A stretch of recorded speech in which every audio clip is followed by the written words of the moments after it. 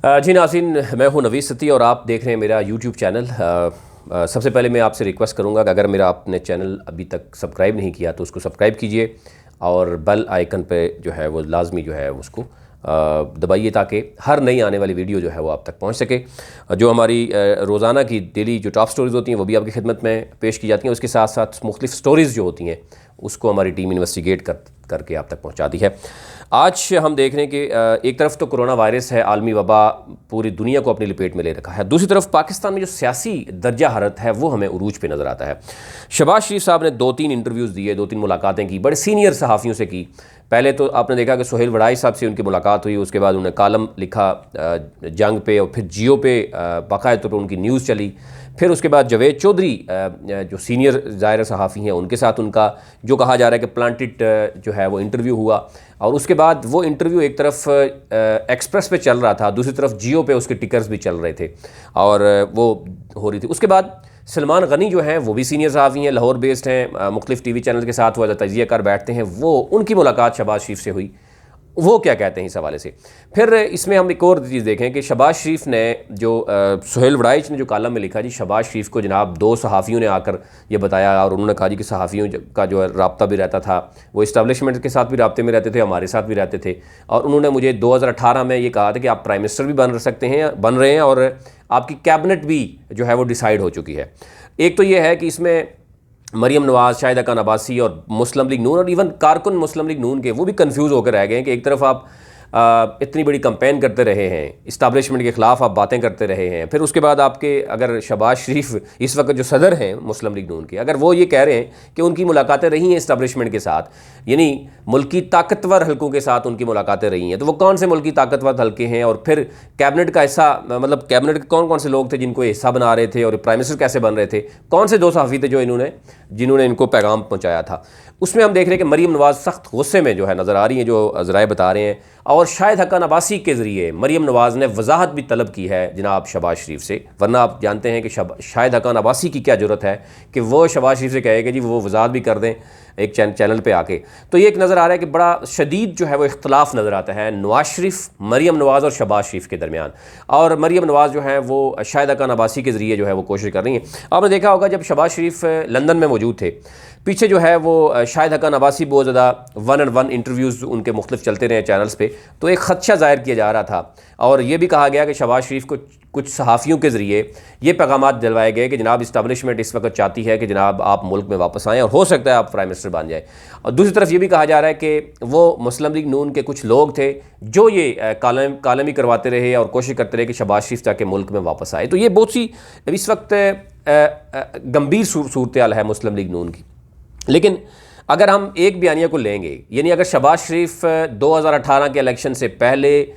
मुल्क की ताकतवर हलकों के साथ राब्ते में थे, उनके साथ सहाफ़ी भी उनको पैगाम देते रहे और वो वज़ीर-ए-आज़म बन रहे थे, उनकी कैबिनेट भी डिसाइड हो चुकी थी, दूसरी तरफ नवाज शरीफ और मरीम नवाज़ जो जलसों में जाकर तकारीर करते रहे हैं वो, और एक जो आम कारकुन है वो ये समझने से कासिर है कि भाई हो क्या रहा है। और अब एक फ़ैसला कुन मरहला आन पहुँचा है जिसमें हम देख रहे हैं कि ये कहा जा रहा है कि मरीम नवाज़ शायद खक़ान अब्बासी के ज़रिए पूछ रही हैं कि जनाब हमें बताया जाए कि ये कब हुआ, सामने भी लाया जाए। फिर ज़ाहिर है सोहेल वड़ाइच, ज़ाहिर है वो सीनियर सहाफ़ी हैं और ज़ाहिर है मुलाकात ऐसे नहीं होती, मुलाकात बाकी सहाफ़ियों की क्यों नहीं शहबाज शरीफ के साथ होती, ये सिर्फ सोहेल वड़ाइच की या जावेद चौधरी के ज़रिए इंटरव्यू की या सलमान गनी की, ये अंडरस्टूड है और वाज़ेह है कि मुस्लिम लीग नून के साथ वो बड़े अहम राब्ते में हैं। सोहेल वड़ाइच हो, उनके ज़रिए बहुत से पैगाम पहले भी दिए जाते रहे। जावेद चौधरी के ज़रिए आपने देखा होगा कि जब पैनामा आने वाला ही था या बहुत सी चीज़ें सामने आने वाली थी तो जनाब नवाज शरीफ के साहबजादे हैं, उन्होंने अगेन जावेद चौधरी को इंटरव्यू दिया जिसमें उन्होंने सारा कुछ तस्लीम कर लिया था कि जी हाँ हमारी प्रॉपर्टी है, पहले वो कह रहे थे प्रॉपर्टी नहीं है। तो यानी ये वो लोग हैं जो बड़े क्लोज़ हैं मुस्लिम लीग नून के, अगर इनके ज़रिए जो इंटरव्यूज़ दिए गए तो हरगिज़ इसका मतलब ये नहीं है कि उसमें झूठ है, और अगर है और अगर ऐसी कोई चीज़ें हैं तो उसमें आप देख रहे हैं कि सोहेल वड़ाइच के जो आया हुआ है कॉलम, उसके बाद कोई किसी किस्म की कोई तरदीद आई हो सामने, कोई शहबाज शरीफ साहब ने क्लेम किया हो कि जनाब मैंने ऐसे नहीं कहा, खामोशी है मुकम्मल। दूसरी तरफ एक और जो सीनियर सहाफ़ी भी हैं, तजियाकार हैं, हारून रशीद साहब, उन्होंने कहा जी कि 500 मिलियन जो है वो नवाज शरीफ दे के मुल्क से बाहर गए हैं। वो भी एक ऐसी चीज़ है, उस पर भी तजिया उनकी तरफ से दिया जाना, और फिर मरीम नवाज़ की खामोशी, शाहिद अब्बासी की खामोशी, और शहबाज शरीफ भी खामोश हैं, और इवन नवाज शरीफ के चाहने वाले वो भी खामोश हैं। तो ये चीज़ें क्या जो कारकुन है वो देख रहा है कि क्या जानबूझकर ये चीज़ें फैलाई जा रही हैं, क्या सरियाँ फैलाई जा रही हैं, या इसमें कुछ सदाकत है। बहुत सी चीज़ें हैं। मुस्लिम लीग नून के अंदरूनी जो जंग है इस वक्त वो उरूज पर मौजूद है। अपोजिशन, और क्योंकि हम देख रहे हैं कि जब से मामले खुसूसी बराए इत्तलात जनरल रिटायर्ड आसम सलीम बाजवा जो है वो सामने आए हैं, तो उस तरह का यानी मुस्लिम लीग नून का रवैया या अपोजिशन का या वो चंद एंकर्स का रवैया जो था वो उस तरह का नज़र भी नहीं आ रहा, जो कि मोहतरमा डॉक्टर फरदौस खक़ान के साथ होता था। उनको ज़ाती तौर पर भी तनकीद का निशाना बनाया जाता था। और अब एक तो और भी चीज़ आपने सामने देखी है, पीपल्स पार्टी की तरफ से तनकीद की गई है, तो उसका जवाब जो है वो वज़ीर इत्तलात शिबली फराज ने दिया। और अभी तक जनरल रिटायर आसम सलीम बाजवा जो मामले खुसूसी हैं उनकी तरफ से जो चीज़ें सामने आई हैं, उन्होंने सिर्फ मुल्क की जो इदारे हैं और जो कुछ इस वक्त प्रोजेक्ट्स चल रहे हैं उसके हवाले से उन्होंने बात की है। एक तो ये एक मैसेज सामने आ गया है कि कान कहाँ से बोलेगा, तो ये एक अंदाज़ा लग रहा है जो मतलब दिखाया जा रहा है, जो ज़राए भी देख रहे हैं कि जनाब इस वक्त कोशिश की जा रही है या होती जाएगी कि सियासी तौर पर जो बयानात होंगे उसका जवाब वज़ीर इत्तलात शिबली फराज, क्योंकि वो सियासी हैं, तहरीक इंसाफ का चेहरा हैं, वो देंगे। और मुल्की हवाले से अगर कोई बयान यानी कोई होगा जो स्पोक्समैन का होगा वो जनरल रिटायर्ड सलीम बाजवा देंगे। अब आगे चल के क्या होता है कुछ भी कहना कबल अज़ वक्त है।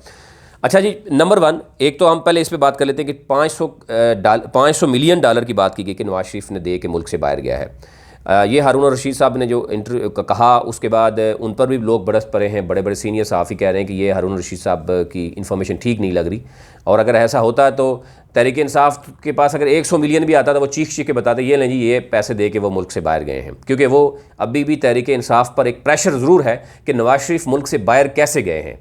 यानी ज़ाहिर है मौजूदा हुकूमत की परमिशन के बाद वो गए हैं, मौजूदा अदालतों ने उनको इजाज़त दी है। तो तहरीक इंसाफ यही कहती है कि भाई देखें अदालतों का फ़ैसला था, हमने बाहर भेज दिया। तो अगर वो 100 मिलियन भी देते, 500 मिलियन को छोड़ दें, और फिर उन्होंने कहा है कि वो स्टेटमेंट के बैंक के पास हो, तो इसमें ज़ाहिर है एक तो ये लग रहा है कि शायद मुस्लिम लीग नून ख़ुद भी चाह रही है कि इस तरह की बातें हों और वो कोई देखना चाह रहे हैं। कन्फ्यूजन का शिकार है इस वक्त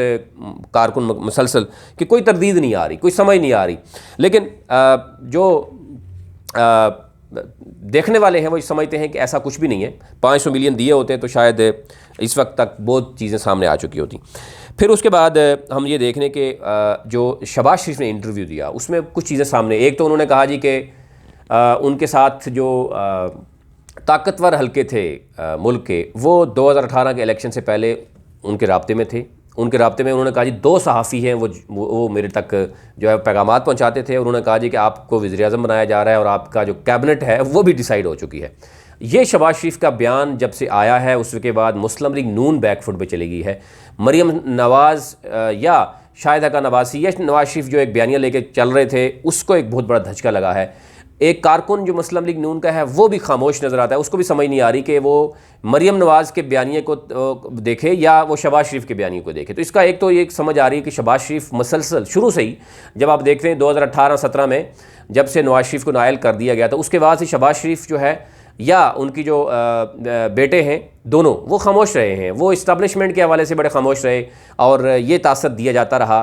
कि जनाब वो राब्ते में हैं इस्टेब्लिशमेंट के साथ, और दूसरी तरफ मरीम नवाज़ और नवाज शरीफ जो हैं वो इस्टेब्लिशमेंट के ख़िलाफ़ जवाब दे रहे हैं, जुडिशरी के ख़िलाफ़ जवाब दे रहे हैं, और बहुत सी चीज़ें ऐसी नज़र आ रही हैं। मुल्की मतलब मुल्क के वसीतर मुफाद में जो फ़ैसले उनके ख़िलाफ़ भी बातें होती रहीं। तो कहने का मतलब है कि एक नॉर्मल आम कारकुन जो है वो उसके जहन में मुख्तलिफ़ तरह के उस वक्त भी सवाल उठते रहे हैं, और आज भी वो सवाल मज़ीद वाज़े हो गए कि अगर 2018 में शहबाज शरीफ साहब मुल्की ताकतवर हलकों के साथ राब्ते में थे तो इसका मतलब है कि वो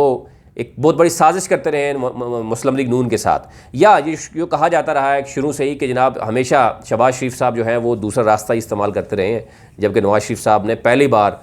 एक बहुत बड़ा स्टैंड लेने की कोशिश की। एनी हाउ ये चीज़ें देखनी होंगी, और अगर ऐसा नहीं है तो जो सुहेल वड़ाइच का कालम है, शहबाज शरीफ का जो जावेद चौधरी को दिया गया इंटरव्यू है, या सलमान गनी से जो उनकी मुलाकात है वो देखना होगा। ज़ाहिर है वो सीनियर सहाफ़ी हैं और वो आज से नहीं बहुत अरसे से मुस्लिम लीग नून के जो स्टांस है वो सामने लेके आते रहे हैं। तो नज़र आ रहा है कि मुस्लिम लीग नून इस वक्त उसके अंदर शदीद इख्तलाफ मौजूद है और जवाब शायद वो नहीं दे रही। फिर ये भी कहा जा रहा है कि शहबाज शरीफ और मरीम नवाज़ के दरमियान एक मुलाकात होनी थी, वो मुलाकात कैंसिल क्यों हुई। ये जब से सोहेल वड़ाइच की का कालम सामने आया उसके बाद जो कुछ ज़राए ये भी बता रहे हैं कि जनाब उसके बाद मरीम नवाज़ भी गुस्से में है। शायद खक़ान अब्बासी को आपने देखा होगा कि पहले तो वो कहते थे कि 1-on-1 मुलाकात 1-on-1 इंटरव्यूज़ देते थे वो चैनल्स को, अब वो किसी भी चैनल पे बैठने के लिए तैयार हैं। और वो मुस्लिम लीग नून का बयानिया, और उन्होंने खुसूसी तौर पर यह कहा कि शहबाज शरीफ आकर जनाब वो जवाब दें, शहबाज शरीफ आकर वो वजाहत दें कि उन्होंने जो बात की है कि ताकतवर हलकों के साथ उनका रब्ता था। और ज़ाहिर है मरीम नवाज़ शहबाज शरीफ मुस्लिम लीग नून के कारकुन